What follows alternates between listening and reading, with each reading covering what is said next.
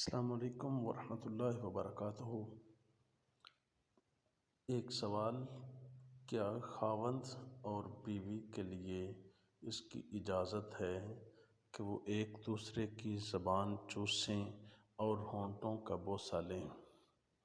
حدیث میں اگر اس کا ذکر ہے تو اس کا حوالہ دیا جائے۔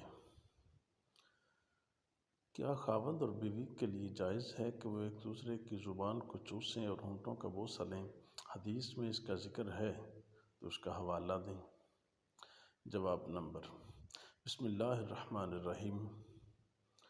اس مضمون کی صراحت تو کسی حدیث میں نہیں ملی، البتہ اس سلسلے میں وارد شدہ احادیث مبارکہ کے عموم سے جواز ثابت ہوتا ہے۔ عن عائشہ رضی اللہ تعالی عنہا قالت ما کان کل یوم ورسول اللہ صلی اللہ علیہ وسلم یطوف علینا جمیعا فیقبل ویلمس ما دون الوقاء۔ امام بہقی نے اس کو جلد نمبر 7 میں رقم کیا ہے۔ اور ان جیسی احادیث شریفہ سے زبان کا ایک دوسرے کی زبان کو چوس لینا اور ہونٹوں کا بوسہ لے لینا ثابت و جائز ہے۔